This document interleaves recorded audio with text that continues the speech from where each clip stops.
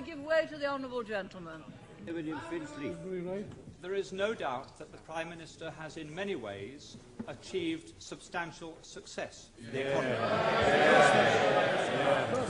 There is one statistic that I understand is not, however, challengeable, and that is that over her 11 years, the gap between the richest 10% and the poorest 10% in this country has widened substantially. That's right.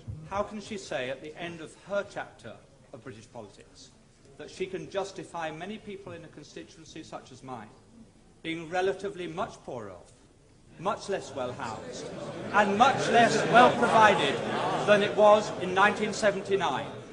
Surely she accepts that is not a record that she or any Prime Minister can be proud of.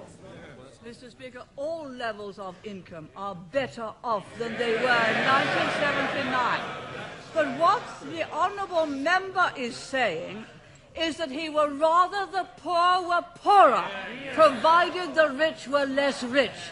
That way you will never create the wealth for better social services as we have. And what a policy! Yes, he would rather have the poor poorer, provided the rich were less rich. That is the Liberal policy. Yes, it came out. He didn't intend it to, but he did. I give way to the honourable gentleman. I'm extremely grateful. The Prime Minister is aware that I detest every single one of her domestic policies and have never hid that. And I think that the honourable gentleman knows that I have the same contempt for his socialist policies as the people of East Europe who have experienced it have it for theirs. I think I must have hit the right nail on the head when I pointed out that the logic of those policies are they'd rather have the poor poorer. Once they start to talk about the gap, they'd rather the gap was that. Down here. That. Not that. But that.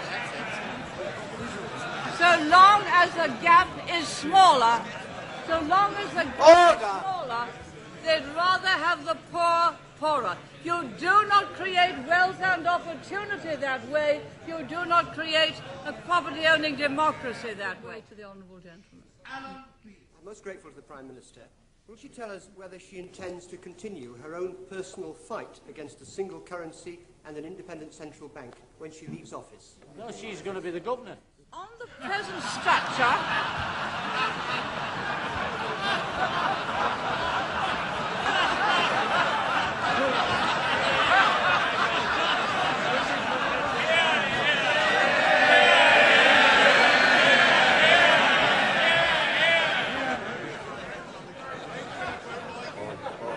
Order.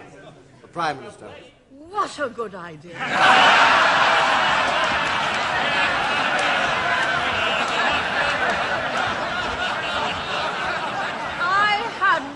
Of it.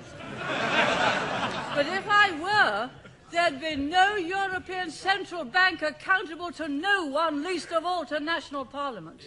Because the point of that kind of European Central Bank is no democracy, taking powers away from every single parliament and being able to have a single currency and a monetary policy and an interest rate which takes all political power away from us. As my right honourable friend said in his first speech, after the proposal of a single currency is about the politics of Europe. It is about a federal Europe by the back door. So I'll consider the honourable gentleman's proposal. Now, where were we? I'm enjoying this. Right.